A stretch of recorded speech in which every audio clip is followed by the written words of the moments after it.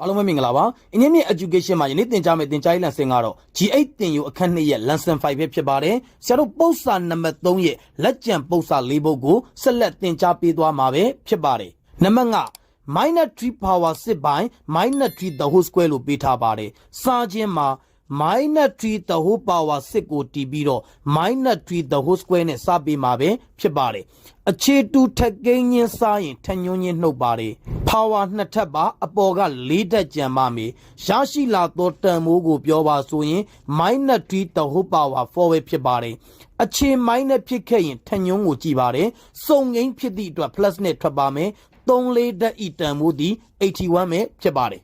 နံပါတ်စာလုံး minus 5 by 6 the whole power 7 by minus 5 by 6 the whole power 4လို့ပေးထားပါတယ်အပိုင်းငိမ့်ပြောင်းပါမယ် minus 5 by 6 the whole power 7 by minus 5 by 6 the whole power 4ပဲဖြစ်ပါတယ်4ဓာတ်ပါပိုင်းဝေမှာ3ဓာတ်ကျန်ပါတယ်ရရှိလာသောတန်ဖိုးကိုပြောပါဆိုရင် minus 5 by 6the whole ကျူပဲဖြစ်ပါတယ်အခြေ minus ဖြစ်ခဲ့ရင်ထညွန်းကိုကြည့်ပါတယ်မာကိန်းဖြစ်သည့်အတွက် minus နဲ့ထွက်ပါမယ်5 3ဓာတ်ဤတန်ဖိုးသည်125ပါ6 3ဓာတ်ဤတန်ဖိုးသည်216ပဲဖြစ်ပါတယ်ရရှိလာသောအဖြေကိုပြောပါဆိုရင် minus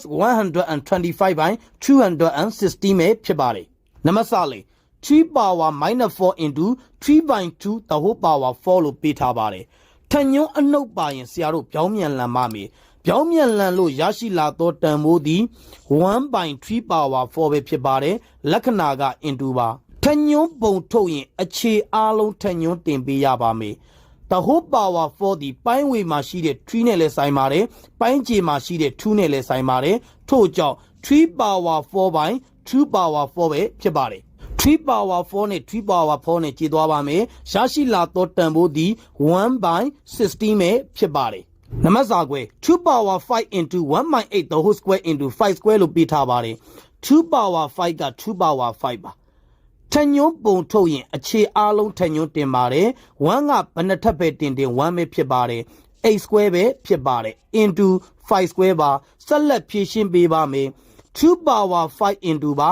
1 by မှာ8ဒီ2ကျုနဲ့ညီမျှပါတယ်2ကျု the whole square ပဲဖြစ်ပါတယ်into 5 square ပါဆက်လက်ဖြည့်ရှင်းပေးပါမယ်